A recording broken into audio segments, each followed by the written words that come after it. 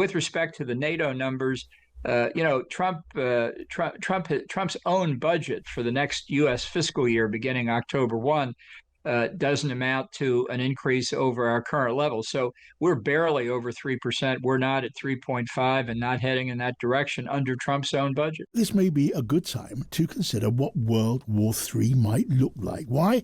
Well, the NATO Secretary General, Mark Rutte, has set out what he described as the most likely scenario of China's leader, President Xi, attacking Taiwan after coordinating with Vladimir Putin for a Russian attack on NATO in Europe at the same moment. Now, Rutte didn't call it World War III, but what else do you call it? I wonder what you're thinking at this moment. Send me a text, 87222, start with the word Times, or a tweet to @TimesRadio. Joined now, first of all, on the programme by Ambassador John Bolton, the former US National Security Advisor to Donald Trump. Welcome to you, Ambassador.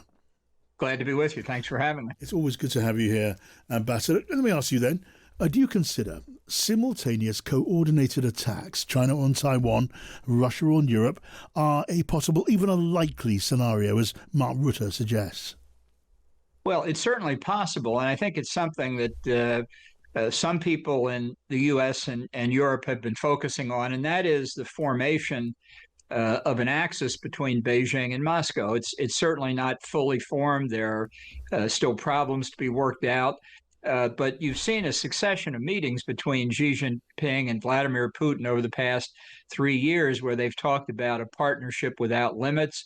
Certainly in the case of Russia's attack on Ukraine, we've seen Chinese assistance in the form of increased oil and gas purchases from Russia, helping to launder sanctioned Russian financial assets through China's opaque financial system. And I think certainly the Chinese would expect comparable Russian assistance if they went after Taiwan. And the possibility of coordination between them in something simultaneous has to be part of any war planning that NATO does, particularly as China begins to gain enough nuclear warheads to become a peer competitor to both Russia and the U.S. Yeah, I was struck, Ambassador, by Mark Rutte's use of the word likely in describing that scenario, because it would be a massive and self-destructive in so many ways gamble, wouldn't it, for Putin and for President Xi, whether the attacks came simultaneously or not?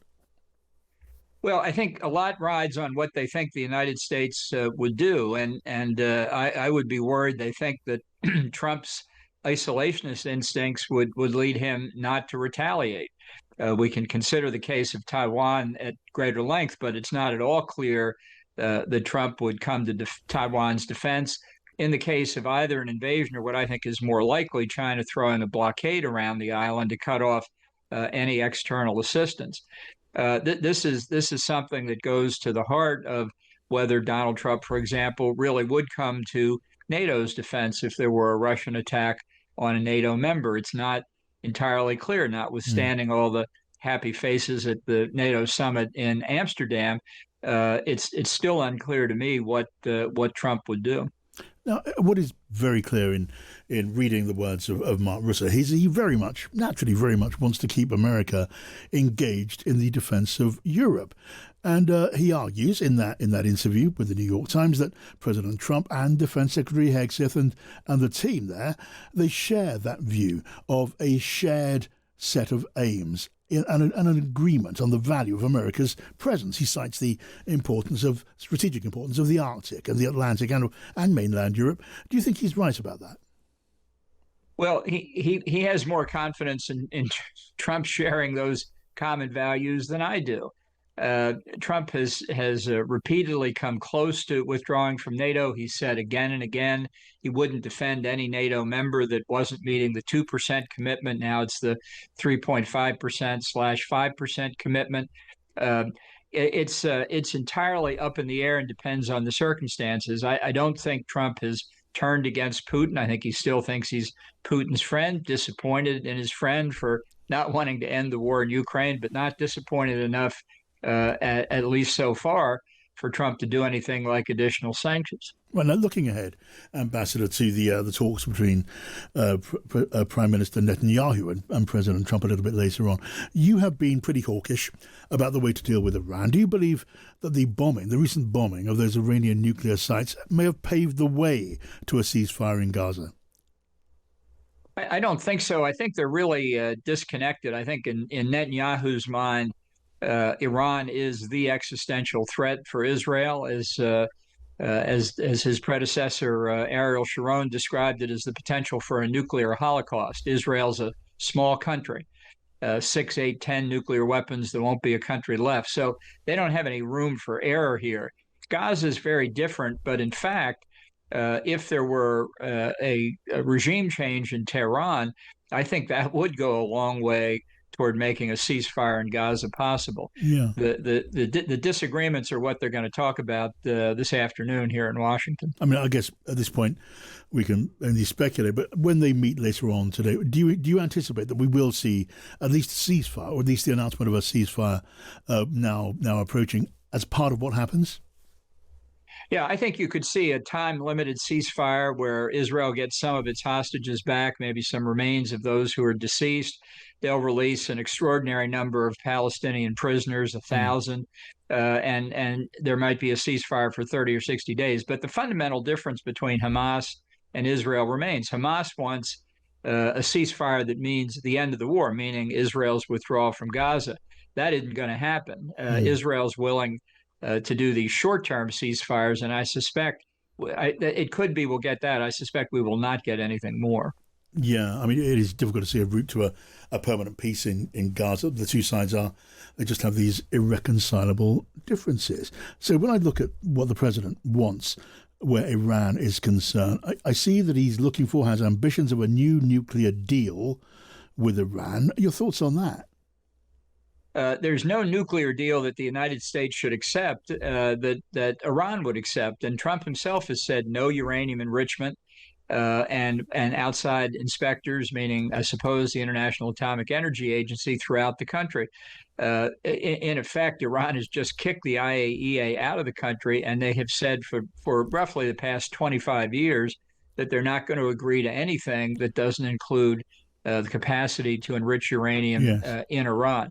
So I don't see a deal here. I think Trump is making a big mistake by even giving Tehran the suspicion that he may throw them an economic or political lifeline. This is not the time to do that. Right, and the Gulf states, they have been said to be on the standing in the wings there, ready to offer some sort of cooperation on joint civilian nuclear development. That seems to you to be entirely, irrelevant, I guess, from what you're saying. Yeah, I don't think it's to anybody's advantage. I think the Iranians want to do it on their own. That's what they said for 15 years before the Obama administration finally gave in and agreed to the 2015 nuclear deal. We've seen that's a mistake. There's no need to repeat it. Okay, so then we get back then to the real threat at the heart of all of this, the idea of Iran acquiring a nuclear device. Is it possible, could it be possible to ensure that Iran could not develop a nuclear device with covert uranium enrichment? I'm thinking of adequate inspections being made and being allowed in and doing their work. Is it possible to have such a situation where you could rule out covert uranium enrichment to make sure there would be no nuclear weapon? Well, it would require the cooperation of the Iranian government. They showed after agreeing to the 2015 deal, they repeatedly excluded the International Atomic Energy Agency from sites largely on military bases that were involved in work regarding the weaponization of highly enriched uranium. It could be they've got facilities under a mountain in North Korea. Pretty hard to get inspections in there. This is a regime that can't be trusted. And it's not a question of trust but verify, because they don't let you verify. Yeah. I must ask you then, and we've spoken a number of times, and you have deep reservations about President Trump's, well, in so many ways, it's not putting it too bluntly, his competence to manage the policy that the United States needs to guide its way in the world and at home. We've now seen the president achieving results. The attack on Iran had the effect of setting back Iran's nuclear ambitions. We've seen NATO just the other day stumping up, certainly promises of significant extra spending. Have you revised your view of the president's progress so far? No, look, he's in the case of Iran, it was the right decision, but he hasn't carried through on it, and I think that'll be a subject of discussions with Netanyahu. He's talked about wanting to have a permanent peace deal with Iran. It's not going to happen, and this is the kind of delusion that gives the Ayatollahs some hope that they can simply outlast the current condition. Mm. And with respect to the NATO numbers, Trump's own budget for the next U.S. fiscal year beginning October 1 doesn't amount to an increase over our current level. So we're barely over 3%. We're not at 3.5 and not heading in that direction under Trump's own budget.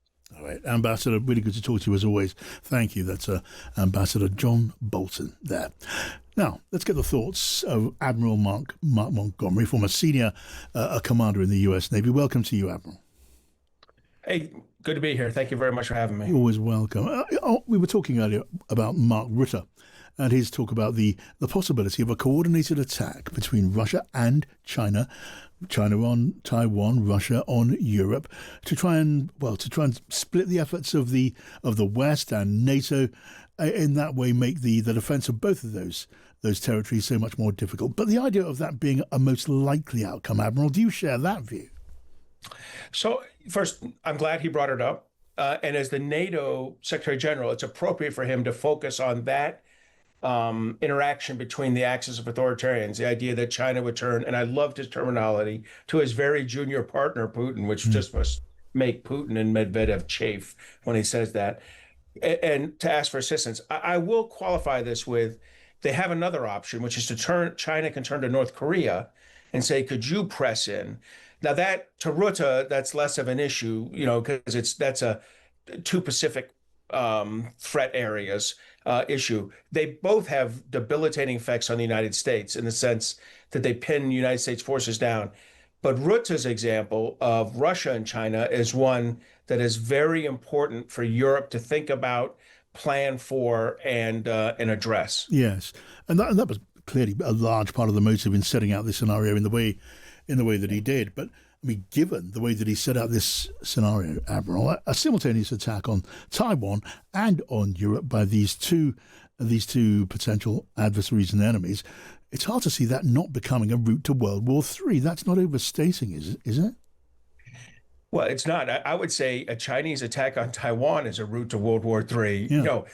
All the rest of it, just is amplifying features of it. But, how it gets to a world war is that, and look, Russia can do a lot without actually invading. In other words, to be a great partner to China, they actually cross a border, into a Article 5 country like, Lithuania, Latvia, Estonia, Poland.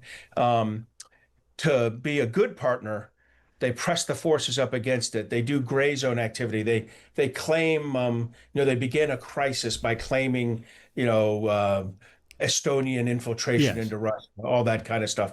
So they could be a great partner or they could be a good partner, either one of which complicates things for the United States and other Taiwan allies and partners in fighting Chinese invasion. It would. I mean, we take the model of Crimea, don't we? I mean, in this extreme scenario, Russia need not march into Poland. Right. It could annex part of one of the Baltic states, with the excuse of a large Russian-speaking population there stepping in to protect them from maybe a non-existent threat. That is the pattern of Crimea. You wonder, what would NATO, what would the West do? How could you deal with that? NATO would be in trouble. Look, first of all congratulations to the Secretary General on the 5% agreement minus Spain and the United States. And I think we should always qualify that the United States also opted out. Not formally, the way the Spanish attempted to, but informally, President Trump's made it clear he's not headed for 3.5%. And as Ambassador Bolton just told you, our actual percentage is 3.02 in 2024 and 2025 as a percentage of GDP. It'll peak up a little bit. He's a little off there. In 2026, it'll be about 3.3% because of reconciliation. But in 2027, it starts back out at 2.8% of GDP, unless we get some big political moves. I say all this in the context of Europe better be doing its 3.5%, because if there's simultaneity and how the axis of authoritarians move. In other words, if they move as Rutte predicted, the United States contribution will be significantly limited. United States contribution to the European campaign Yeah. will be significantly limited by, by the fact that no one can replace us in supporting Taiwan. There is no one else. Yes. And whereas in Europe, our theory is there's 31 other countries who could contribute, whose GDP equals ours, or Yes. is close to ours, and therefore their defense spending should approach ours. Yeah, although obviously an ordered handover of responsibility, that's also one of Mark Rutte's concerns. And he suggests that the American leadership in the White House are fully aware of that, but clearly there is still a concern. Really good to get your thoughts, Admiral. Thank you for coming on the programme. Admiral Montgomery there.